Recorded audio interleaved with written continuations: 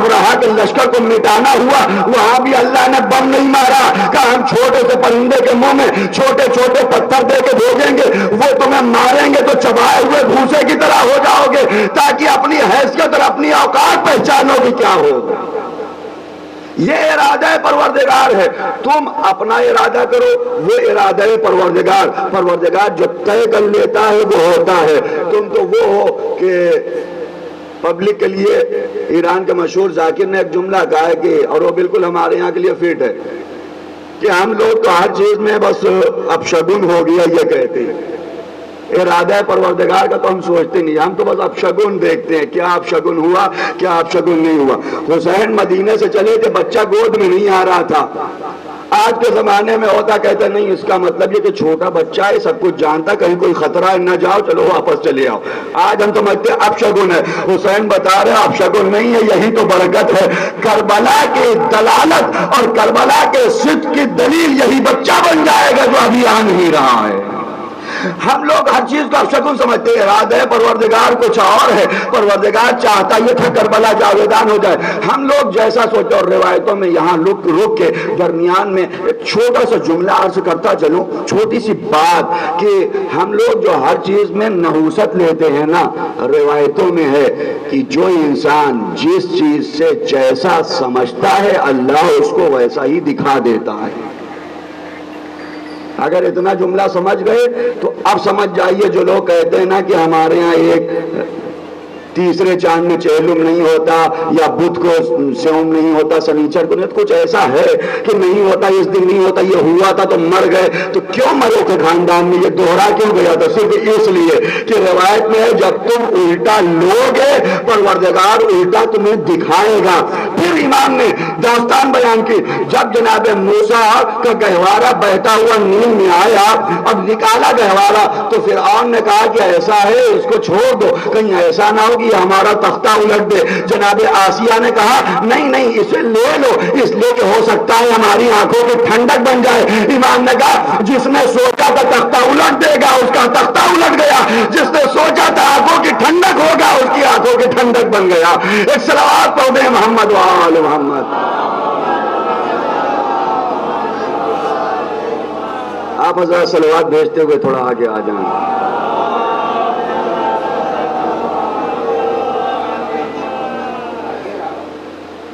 ارادہ پروردگار نے ارادہ کیا تھا کربلا باقی رہے، یہ پروردگار کا ارادہ ہے، اور جب طے ہو گیا یہ ارادہ پروردگار ہے تو کل کائنات اپنی محنت کرتی رہے، ارادہ پروردگار پہ کوئی غالب نہیں آ سکتا۔ جو لوگ ابھی آئے، پھر میں عرض کر دوں، کربلا جاویدان کیوں ہے؟ کربلا بچی ہوئی کیوں ہے؟ کربلا آج تک باقی کیوں ہے؟ اتنی قربانیاں ہوئی ختم ہو گئی، کربلا باقی کیوں ہے؟ سب سے پہلے چونکہ وہ ارادہ پروردگار ہے، پروردگار نے چاہا کہ یہ کربلا باقی رہے، پروردگار نے چاہا کہ یہ کربلا جاویدان رہے، تو کربلا جاویدان ہو گئی، پہلا مسئلہ۔ دوسرا مسئلہ، باقی کیوں ہے کربلا؟ کربلا آج تک باقی اور استمرار پائے ہوئے کیوں؟ اس لیے کہ جیسا خلوص کربلا میں تھا ویسا اخلاص کہیں اور نہیں تھا۔ جیسا اخلاص کربلا میں تھا ویسا اخلاص کہیں اور نہیں تھا۔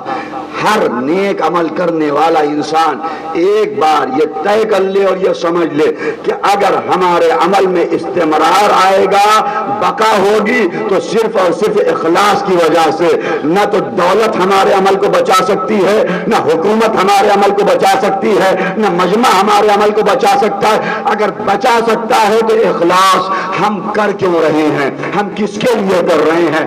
ہم کس کے لیے نکل رہے ہیں؟ امام حسین نے جگہ جگہ پہ یہی کہا، پروردگار نکل تو رہا ہوں میں، لیکن میں دعوت اپنی طرف نہیں دوں گا، دعوت اللہ، میری دعوت پروردگار کی طرف ہے، میں اللہ کی طرف بلا رہا ہوں۔ قربانی دے رہے ہیں حسین، بلا رہے ہیں اللہ کی طرف۔ مصائب برداشت کرے حسین، بلا رہے ہیں اللہ کی طرف۔ ایثار کر رہے ہیں حسین، بلا رہے ہیں اللہ کی طرف۔ وطن چھوڑ رہے ہیں حسین، بلا رہے ہیں اللہ کی طرف۔ پروردگار نے بھی کہا تو صحیح، اے حسین تم نے خود کو کچھ نہ سمجھا، تم نے میری طرف بلایا، اب میں کل کائنات کو حسین کی طرف بلاؤں گا۔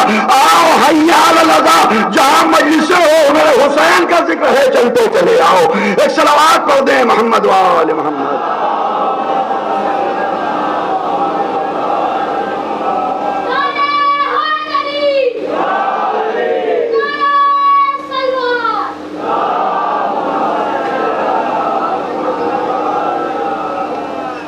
اب اگر سب حسین کی طرف بھاگ رہے، وجہ کیا ہے؟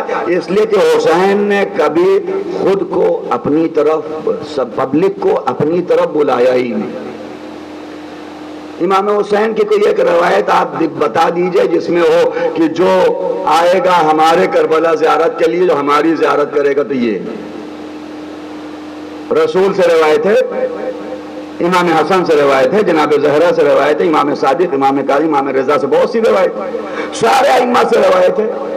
امام حسین نے خود اپنی طرف بلایا کسی کو، آؤ ہم سے ملنے کے لیے آؤ، آؤ ہماری زیارت کے لیے آؤ. امام حسین نے بلایا.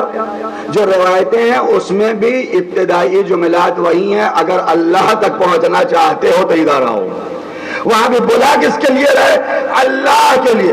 اپنے لیے کچھ بلایا ہی نہیں. اچھا ذمہ داری یہ ہوتی، میں فرض کر لیجئے، میں ویسے اتنا خالص تو نہیں رہوں گا لیکن فرض ہے میں اپنی ساری زندگی کسی ایک آدمی کے لیے لٹاؤں. میں نے اپنے آپ کو سمجھا ہی نہیں، جو آپ کہہ دیں وہی میں کروں گا، پوری زندگی لٹاؤں. فریضہ کیا ہوتا ہے؟ اگر سامنے والا شریف ہے تو اگر میں نے اپنا سب کچھ آپ کے لیے لٹایا ہے تو آپ بھی اپنا سب کچھ میرے لیے قربان کریں. یہی تو حل جزاء الاحسان الا الاحسان ہے نا. میں نے اگر سب کچھ آپ کے لیے لٹایا تو آپ بھی اپنا سب کچھ میرے لیے لٹائیں. آپ بڑی روایتیں سنتے ہیں، زینوا مجالسکم بذکر علی ابن ابی طالب، اپنی مجلسوں کا زینت تو ذکر علی سے. بچہ جب مجلس پڑھنا شروع کرتا ہے نا تو یہ والی حدیث بھی ایک ہوتی ہے، یہ والی مجلس بھی یاد کی جاتی ہے. میں نے بھی یاد کی تھی ابتدا میں یہ والی مجلس، اور اسی کے ذریعے سے انسان آسانی سے مجلس پڑھ لیتا ہے. اتنے اصحاب رسول کے تھے. کسی ایک کے بارے میں بتا دیں کہ رسول نے کہا ہو یہ صاحب بہت قریب رہے ہیں ہمارے، جگہ جگہ اندھیری کوٹری میں بھی ساتھ میں رہے ہیں، ان کے ذکر جو عبادت ہے. کوئی ایک جگہ پہ بتا دے کہ ان کا ذکر عبادت ہے. زینوا مجالسکم بذکر فلاں، ان کا ذکر کرو، تم اپنی مجلسوں کو زینت دو، اپنے جلسات کو زینت دو. کوئی ہے؟ نہیں ہے. اچھا بہت بڑے بڑے صحابی، اچھے صحابی بھی، کسی ایک کے بارے میں ان کا ذکر کرو، اپنی مجلسوں کو زینت دو. نہیں. لیکن علی ہی کے بارے میں کیوں ہے؟ وجہ کیا ہے؟ کیا وجہ ہے کہ علی کے ذکر سے؟ تو پہلی بات تو یہ کہ رسول جب کہیں گے تو اس کے لیے کہیں گے جس کی پوری حیات طیبہ رہی ہو، جس کی پوری زندگی پاک زندگی رہی ہو. ورنہ ضمیر صاحب 40 سال کے بعد مسلمان ہو، رسول کہتے ہیں کہ ضمیر کا ذکر کرنا عبادت ہے. اب وہ ذکر کریں گے اچھا جب 30 سال کے تھے تو یہ تو پیتے بھی تھے، جب 28 سال کے تھے تو یہ تو جھنڈے والیوں کے پاس بھی جاتے تھے. اس زمانے کے پوری داستان ہے. جتنے لوگ 40 سال میں ایمان لیا، اگر رسول کہہ دیتے ان کا ذکر عبادت ہے، پبلک یہی کہتی جب 25 سال کے تھے تو یہ والا کام کیا تھا، اس کا مطلب وہ بھی عبادت ہو گیا. 28 سال کے تھے تو یہ والا کام کیا تھا تو وہ بھی عبادت ہو گیا. اس سے پہلے امانت میں خیانت بھی کرتے رہے تھے، وہ بھی عبادت ہو گیا. رسول نے کہا موقع ہی نہیں دیں گے، ہم اس کے ذکر کو عبادت کریں گے جس نے جب آنکھ کھولی تو بت قدموں پہ آ گئے، جب آنکھ بند ہوئی تو پروردگار کے گھر میں بند ہوئی ہے. علی کا ذکر عبادت کیوں؟ وجہ میں آ رہا ہوں اسی ٹاپک کی طرف. حسین کے بابا کا تذکرہ کر دو. کیوں؟ اس لیے کہ انسان کی زندگی کے کچھ پہلو ہوتے ہیں. سب سے پہلے بچپنا، بالکل بچپنا. یہ بچے چھوٹے ہیں، بچپنا خود اپنا ایک مزہ ہوتا ہے. جو نوجوان جوان ہو جاتے ہیں نا وہ چاہتے ہیں وہ بچپنا پلٹ آئے، بوڑھے بھی چاہتے ہیں وہ بچپنا پلٹ آئے. بچے چاہتے کیا ہیں؟ بچوں کی تمنا کیا ہوتی؟ بچوں کی خواہش، بچے آج کے زمانے کے بچے موبائل مل جائے بس، یہی تمنا موبائل مل جائے، ہم موبائل میں لگے رہے، ہم گیم کھیلتے رہے. اس زمانے کے بچے کیا کہ سارے بچے کشتی لڑ رہے ہیں، گولی کھیل رہے ہیں، پتنگ اڑا رہے ہیں، یا عرب میں جو شہ سواری ہوتی تھی گھڑ سواری کر رہے ہیں، تیراکی سیکھ رہے ہیں، اپنا جو بھی کھیل کھیلتے ہو. بچے کھیل میں بزی رہنا چاہتے ہیں. بچپنا یہ کہتا ہے کھیلو. بچپنا یہ کہتا ہے کھیلو. علی جب بچپن میں آئے تو پہلی ذمہ داری پڑ گئی. لوگ رسول کے اوپر پتھر مارتے تھے ان کے بچے. علی نے کہا کہ پہلے ہی مرحلے پہ میں اپنے بچپنے کی خواہشات کو دفن کر دوں گا. اے نبی آپ کی حفاظت کروں گا, اے رسول آپ کی حفاظت کروں گا. میرا بھی دل بچپن والا ہے, ٹھیک ہو سکتا ہے چاہے, لیکن علی کہہ رہے ہیں ان ساری خواہشات کو دفن کر دیا. اے رسالت صرف آپ کے لیے, اے اسلام صرف تیرے لیے. علی نے اپنا بچپنا ختم کر دیا. بچپن گزارا ہی نہیں علی نے, ویسا ختم ہوا.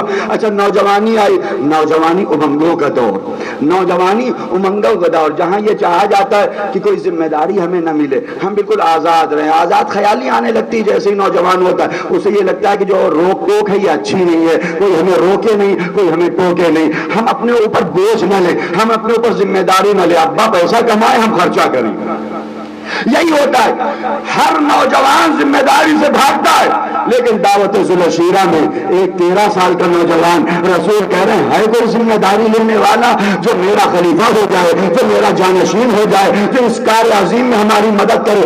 علی نے اپنی نوجوانی کے امنگوں کو دفن کر دیا. یا رسول اللہ, نوجوان ذمہ داری سے بھاگتا ہے لیکن علی اسلام کے لیے ذمہ داری لے گا, علی رسول کے لیے ذمہ داری لے گا. میں اپنی نوجوانی کو بھی قربان کر رہا ہوں آپ کے لیے. علی ہو گئے جوان. جوانی میں تو انسان چاہتا ہے زندگی اچھی گزرے, اس لیے کہ ابھی ابھی جوانی ہے, یہی تو دن ہے عیش کے, یہی تو دن ہے زندگی گزارنے کے. آپ ہیں جوان, اگر کوئی آپ کے پاس آئے اور آنے کے بعد یہ کہے کہ دیکھو آج میرے گھر پہ بمباری ہوگی, لوگ ہمیں مارنے کے لیے آ رہے ہیں, اب وہ جو کہہ رہا ہے آپ سے وہ ہے 50 سال کا, آپ ہیں 25 کے. اس نے کہا ہمارے گھر میں بمباری ہونے والی ہے, وہ دیکھیں گے کہ ایک آدمی ہے اسے مار دو, ہم چلے جاتے ہیں, تم یہاں پہ رہو, تمہارے اوپر بمباری ہو تم مر جاؤ. وہ یہ ہے جوان, یہی پلٹ کے کہے گا اچھا خود تو 50 سال کے, اپنی زندگی گزار چکے, 55 کے ہو گئے, 60 کے ہو گئے, ارے مرنا ہے تو تم مرو یہاں پہ لیٹ کے, ہمیں کیوں پھنسا کے جا رہے ہو, ہم یہاں پہ مرے, کہہ رہے بمباری ہوگی, ہم یہاں پہ آ جائیں, ہم آپ کی جگہ لے لیں. دنیا کا کوئی جوان کسی بوڑھے کے لیے چاہے جتنا نزدیکی رشتہ دار کیوں نہ ہو اپنی زندگی داؤ پہ نہیں لگائے گا. لیکن شب ہجرت کی داستان بالکل الٹا لکھتی ہے. 52 سال کا رسول 24-25 سال کے علی سے کہہ رہا ہے علی مجھے خطرہ ہے, بستر پہ سو جاؤ. علی نے کہا آپ کی جان بچے گی کہ نہیں, کہا ہاں بچ جائے گی. کہا تو صحیح, میں آپ کے لیے اپنے آپ کو قربان کیے دیتا ہوں, میں اپنے آپ کو قربان کروں آپ کے لیے. جوانی ختم ہو گئی. جوانی کے بعد اب جب شادی ہو جاتی ہے انسان کے, تو نئے نئے شادی کے ٹائم پہ یہی کہا جاتا ہے دیکھو کوئی بائک تیز سے چلاتا ہے, کہتے ہیں تمہاری ابھی شادی ہوئی ہے تیزی سے بائک میں چلاؤ, ہاں ایکسیڈنٹ ہو جائے گا, ابھی اپنے آپ کو سنبھال کے رکھو, اپنے آپ کو بچا کے رکھو. لوگ بچاتے ہیں کہیں زخم نہ لگے, کہیں خطرے میں نہ جائیں, کہیں ایسی جگہ پہ نہ جائیں, ابھی تو نئی نئی شادی ہوئی ہے, روکا جاتا ہے. اپنے آپ کو روکے رہو, خطرے میں نہ ڈالو. علی کی شادی 1 ہجری کو ہوئی, 2 ہجری میں جنگ بدر, 3 میں جنگ احد, جنگ خیبر, جنگ خندق جسے جنگ احزاب بھی کہتے ہیں, جنگ حنین. مولا بار بار جنگوں میں جا رہے ہیں, کبھی تو ہاتھ جوڑ کے رسول سے کہہ دیا ہوتا ابھی نئی نئی شادی ہوئی ہے, ابھی میرے پہلی اولاد ہوئی ہے, یا رسول اللہ جنگ میں نہیں جا سکتا, یا رسول اللہ بدر میں نہیں جا سکتا, یا رسول اللہ احد میں نہیں جا سکتا, یا رسول اللہ خیبر میں نہیں جا سکتا, ابھی نئی نئی شادی ہوئی. لیکن علی ہر جگہ کہہ رہے ہیں میری جان آپ پہ قربان, میری جان اسلام پہ قربان. شریعت بچ جائے, ملاک یہ نہیں ہے کہ علی بچے. اب انصاف سے بتائیں, جس نے اپنا بچپن قربان کیا, جس نے نوجوانی قربان کی, جس نے جوانی قربان کی, جس نے شادی کے بعد کی زندگی قربان کی, اب اگر رسول کو کسی کو کہنا ہو کہ اپنی مجالس کو زینت دو, تو اب کس کے لیے کہے گا اے علی تم نے سب کچھ قربان کر دیا ہے. اب شریعت بھی کہہ رہی ہے ذکر علی کرتے چلے جاؤ, حق ادا ہوتا جائے گا. ایک صلوات تو دیں محمد وآل محمد. کربلا جاویدان ہے تو اسی خلوص کی وجہ سے. امام حسین نے بھی اپنا سب کچھ قربان کیا ہے. 7-8 سال ہو گئے خمسہ پڑھتے ہوئے. کسی برس میں نے خمسے میں اس داستان کو بیان کیا تھا, علامہ بحر العلوم کی داستان, کہ حسین کا خلوص تھا کیا, اخلاص کیا تھا. ہم لوگ جتنے بھی مجلس میں جائیں آپ جب ہاتھ اٹھائیں نا، ایک بار آنکھوں کو بند کر کے صرف حسین کے لیے ہاتھ اٹھائیں، سارے ہاتھ حسین کے لیے اٹھتے ہیں، لیکن توجہ کے ساتھ آنکھ بند کریں، اے مولا اس سینے پہ اکبر کی برچھی لگی تھی، ہم ہاتھ مار رہے ہیں، دیکھیں کیا لطف ملتا ہے، اس ماتم میں بھی اپنا لطف ہے، اس کے بھی اپنی لذتیں ہیں، وہ دنیاوی لذات سے ہٹ کے ایک عظیم لذت ہے۔ کیوں؟ اس لیے کہ حسین نے سب کچھ قربان کیا تھا۔ علامہ بحر العلوم کبھی کبھی سوچتے یہ تھے، وہ خود کہتے میں سوچتا یہ تھا کبھی کبھی بیٹھ کے تنہائی میں کہ روایت ہے حسین کے لیے ایک آنسو اگر نکل آئے مکھی کے پر کے برابر بھی تو جنت پکی ہو جاتی ہے۔ سمجھ میں نہیں آتا تو جنت کیسے پکی ہوتی ہے؟ انسان تھوڑا سا روئے اس کی جنت پکی ہو گئی، انسان تھوڑا سا روئے وہ جنتی ہو گیا۔ کہ میں یہ سوچ آتا ایک دن یہی سوچتے ہوئے جا رہا تھا، پہلو میں نے دیکھا ایک اور شخصیت چل رہی، اس نے مجھ سے سوال کیا بحر العلوم کیا سوچ رہے ہو؟ میں نے کہا کہ آپ کون؟ کہا میں ہوں آپ کا دوست ہوں، عرب کا ہوں۔ کہا بس سوچ یہ رہا ہوں کہ حدیث رسول ہے حسین کے لیے تھوڑا سا آنسو بہانے سے جنت، اتنے سے آنسو سے پروردگار جنت دے رہا ہے۔ کہا علامہ بحر العلوم میں تم سے کچھ سوال کر رہا ہوں، ایک داستان بیان کرتا ہوں، نتیجہ تم دینا۔ جو ساتھ میں شخصیت چل رہی اس نے کہا میں ایک داستان بیان کر رہا ہوں، نتیجہ تم دینا۔ کہا ہاں آقا بیان کیجئے، کون سی داستان؟ کہا یہ بادشاہ تھا، ایک دن شکار پہ نکلا، شکار کرتے کرتے وہ اپنے قافلے سے بچھڑ گیا، بہت آگے چلا گیا، آگے نکل گیا، قافلہ اس کا ساتھ میں نہیں، اس پہ پیاس کا غلبہ ہوا، شدید پیاس لگی، جنگل میں پہنچا، وہاں اس نے دیکھا کہ جنگل میں ایک درمیان میں کلبہ ایک چھوٹا سا گھر ہے، اس گھر میں داخل ہوا، وہاں کلبہ پہ کوئی ہے؟ ایک معظمہ نکلی، کہا ہاں فرمائیے کیا بات ہے؟ بادشاہ نے کہا میں پیاسا ہوں، بہت پیاس لگی ہے، زبان باہر آ رہی۔ اس معظمہ نے کہا کوئی بات نہیں، ہمارے پاس ایک گوسفند ہے، اس کا شیر حاضر ہے، شیر لے آئی، ان کی پیاس بجھا دی۔ بادشاہ نے کہا مجھے بھوک بھی لگی۔ کہا کوئی بات نہیں، میرے پاس ایک ہی جانور ہے لیکن آپ کے لیے میں اسے قربان کر دوں گی، کسی انسان کو مرتا ہوا نہیں دیکھ سکتی۔ اس نے اپنے ایک جانور، ایک ہی بکری تھی، اسے ذبح کیا، ذبح کر کے گوشت بنایا، ان کے حوالے کیا، یہ نے کھایا، اور پھر کسی طریقے سے سفر کرتے ہوئے ملک واپس آ گئے، اپنے محل میں پہنچے۔ اگلے دن انہوں نے میٹنگ بلائی، جلسہ، آئیے سارے لوگ آئیے، جلسہ سج گیا، سارے لوگوں سے اپنی داستان بتائی، ایسا ہوا تھا کل ہم وہاں گئے، وہ بوڑھی عورت تھی، اس کے پاس ایک گوسفند تھا، ایک بکری تھی، اس نے میرے لیے ایک بکری کو ذبح کر دیا، اب یہ بتاؤ مجھے کتنا پیسہ دیں یہ برابر ہو جائے، ہم اسے کتنا پیسہ دیں؟ تو کوئی کسی وزیر نے کہا کہ ایسا کریے 5000 دینار دے دیجئے، کسی نے کہا 10,000، کسی نے 15 20، اپنا لوگ بڑھاتے رہے، لیکن جو عقلمند تھا وزیر اس نے ہاتھوں کو جوڑا، کہا آغا ایک بات سمجھ لے بادشاہ سلامت، اس کے پاس جو کچھ تھا سب کچھ آپ کے لیے لٹا دیا اس نے، اس کی کل جمع پونجی کا نام تھا ایک بکری، اس نے اس بکری کو آپ کے لیے قربان کر دیا۔ اب اگر احسان کا حق ادا کرنا ہے تو جتنی آپ کی سلطنت ہے ساری سلطنت اس کے لیے قربان کر دے، تب تو برابری ہو سکتی ہے، ورنہ برابری نہیں ہو سکتی۔ علامہ بحر العلوم کو یہ داستان انہوں نے سنائی، کہا علامہ بحر العلوم کو سمجھے؟ کہا آقا نہیں سمجھا۔ کہا حسین کے پاس کل دنیا جو تھی، حسین کے پاس اکبر تھا، حسین کے پاس علی اصغر تھا، حسین کے پاس بھیا عباس تھا، حسین کے پاس عورتیں تھی، حسین کے پاس چادر زینب تھی، حسین کے پاس وطن تھا، حسین کے پاس جتنی میراث تھی سب اللہ کے لیے قربان کر دی۔ اب اگر اللہ آنسوؤں کے بدلے جنت دے رہا ہے تو تعجب کیا کر رہے ہو؟ وہ خدائی دے نہیں سکتا، حق تو یہ تھا کہ پروردگار کے پاس جو ہے سب دے دیتا، ابھی تو برابری ہو سکتی ہے، لیکن وہ خدا ہے، خدائی دی نہیں جا سکتی۔ اے بحر العلوم کیا تم یہ سوچتے ایک چھوٹی سی جنت بھی نہیں دے سکتا اس حسین کے لیے؟ کیوں؟ اس لیے کہ حسین کے اندر اخلاص تھا۔ ہم نے اپنی پوری دنیا لٹا دی اسلام کے لیے، ہم نے اپنی پوری دنیا قربان کر دی اسلام کے لیے، پروردگار بھی کہہ رہا ہے حسین تم نے اپنی دنیا لٹائی ہے تو صحیح، جو تمہاری یاد میں روئے گا اسے جنت ملے گی، جو رولائے گا اسے جنت ملے گی، جو رونے جیسی صورت بنائے گا اسے جنت ملے گی۔ عجیب جملات ہیں حدیث کے، دنیا کے کسی عبادت میں یہ جملے نہیں ملتے، جیسے جیسا جملہ ذکر حسین میں ملتا ہے۔ دنیا کی ساری عبادتوں کو آپ دیکھ لیں، کبھی کہا گیا کہ نماز پڑھو ثواب ملے گا، یہ ہے نا؟ اس کے آگے کبھی آپ نے دیکھا کوئی روایت ہو اگر نماز پڑھنے کا دل نہ کرے تو جاؤ کھڑے ہو جاؤ ویسے ہی نمازیوں جیسی صورت بنا لو اللہ نماز کا ثواب دے دے گا؟ ہے کوئی؟ نہیں ہے نا۔ کبھی روزے کے لیے آیا ہو کہ جو لوگ روزہ رکھنے کا دل نہیں چاہتا مئی جون میں روزہ پڑھ رہا ہے تم روزہ نہیں رکھو، ایسا کرو روزہ دار جیسی صورت بنا لو کہ لگے کہ یہ جو ان کا ہونٹ خشک ہو رہا ہے یہ بہت پکے روزے دار ہو، ثواب مل جائے گا پورا۔ کوئی روایت نہیں، کوئی روایت آپ بتا دیں کہ اچھا حج پہ نہیں جا سکتے ہو، ٹھیک ہے منجن پور چوراہے پہ جاؤ اپنا بال جو ہے صاف کراؤ ایک تسبیح ہاتھ میں لو آ جاؤ ہم حاجی ہو گئے ثواب مل جائے گا۔ نہیں کہیں جا رہا ہو اپنے گھر کا طواف کر لو ثواب مل جائے گا، نہیں ہے نا۔ اس لیے کہ صورت بنانے کا ثواب ہی نہیں ہے، تمہیں عمل کرنا پڑے گا، نہ نمازیوں کی صورت، نہ روزے داروں کی صورت، نہ حاجیوں کی صورت، نہ صدقہ دینے والوں کی صورت۔ لیکن ذکر حسین کا مسئلہ بالکل الگ ہے، اگر رو نہیں سکتے ہو تو رونے جیسی صورت بنا لو، پروردگار تب بھی تمہیں جنت پہنچا دے گا۔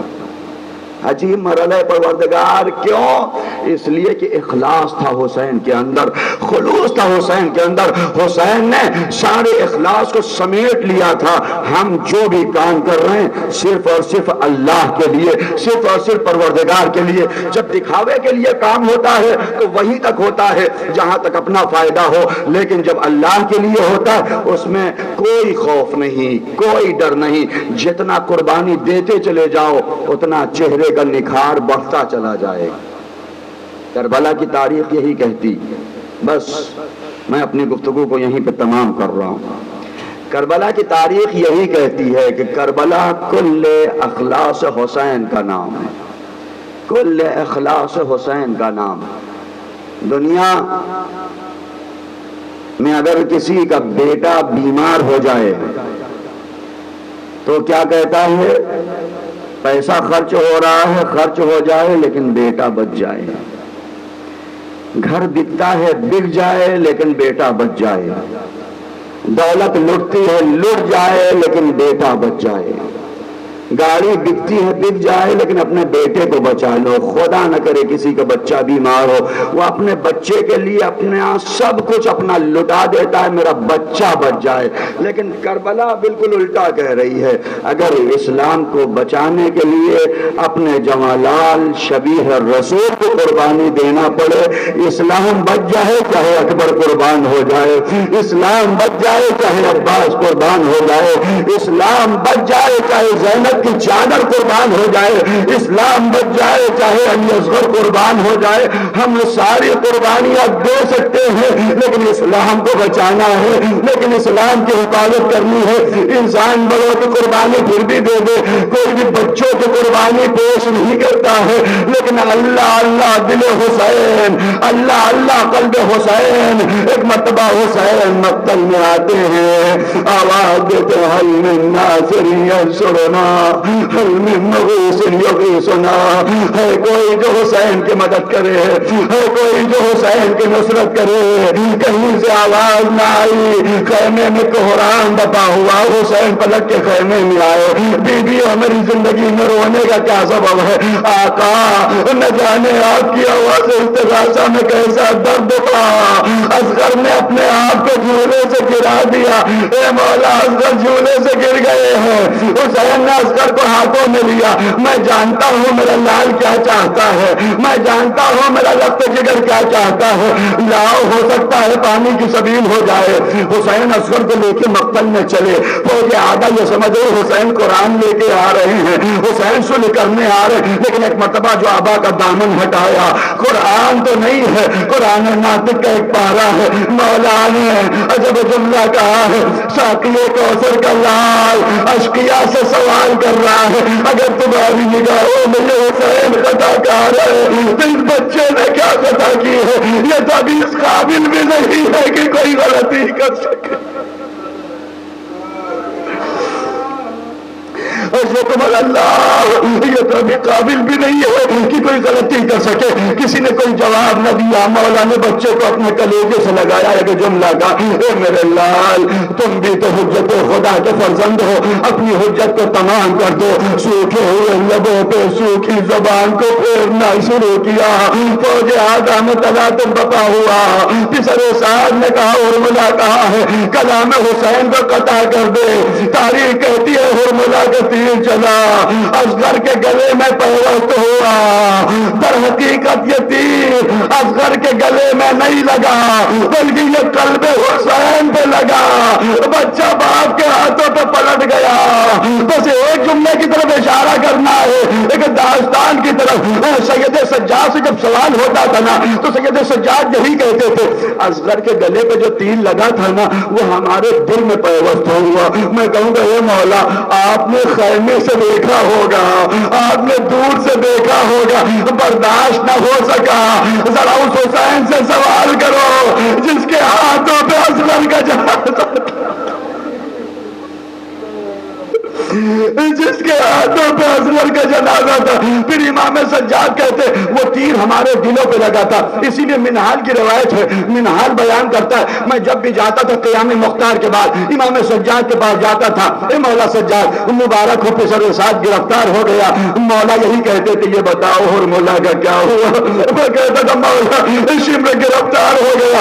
امام کہتے تھے یہ بتاؤ ہرملا کا کیا ہوا. میں کہتا تھا انس گرفتار ہو گیا, سنان گرفتار ہو گیا.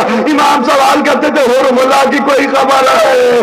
میں نے کہا مولا یہ ہرملا کا ذکر کیا کر رہے ہیں. امام نے پھر وہی جملہ کہا ہرملا کے تیر نے اصغر کا گلا نہیں ہمارے دلوں کو چھیدا.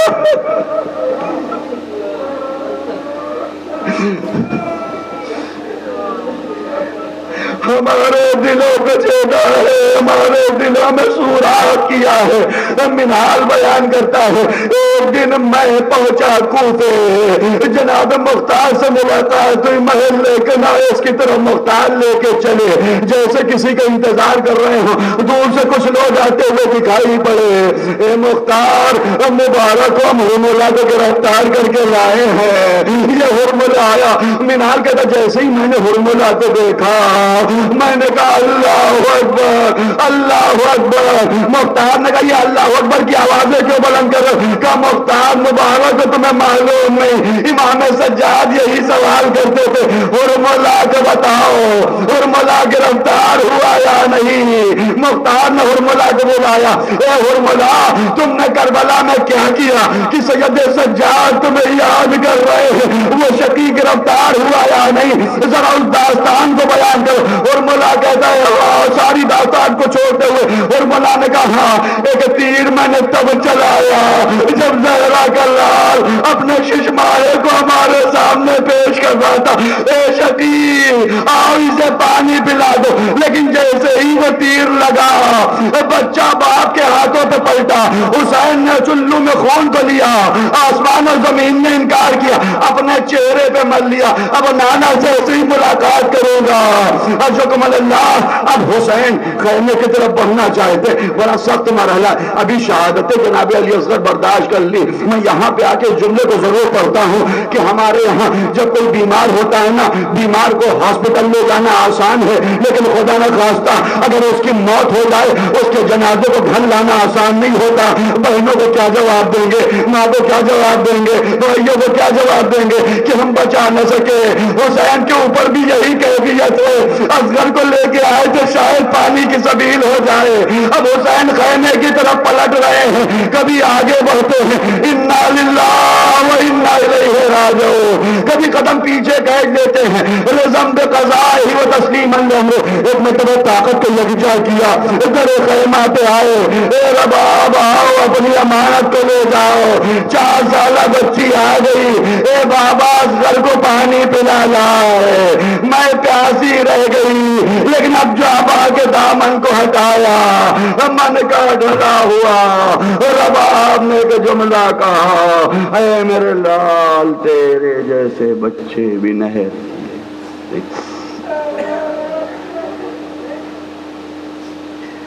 وَسَيَعْلَمُ الَّذِينَ ظَلَمُوا أي منقلب ينقلبون إنا لله وإنا إليه راجعون رضا بقضائه وتسليما لأمره.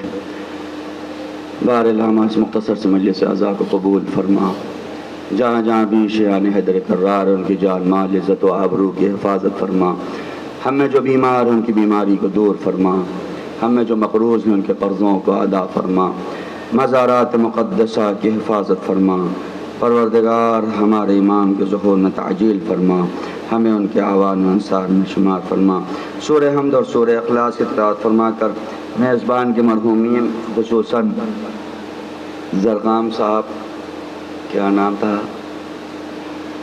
زرغام صاحب کا نام کیا ہے؟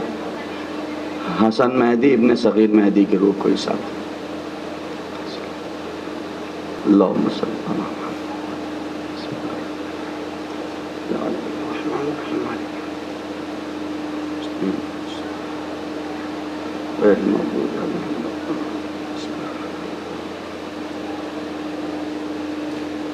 بسم اللہ بسم اللہ الرحمن اللہم صلی اللہ علیہ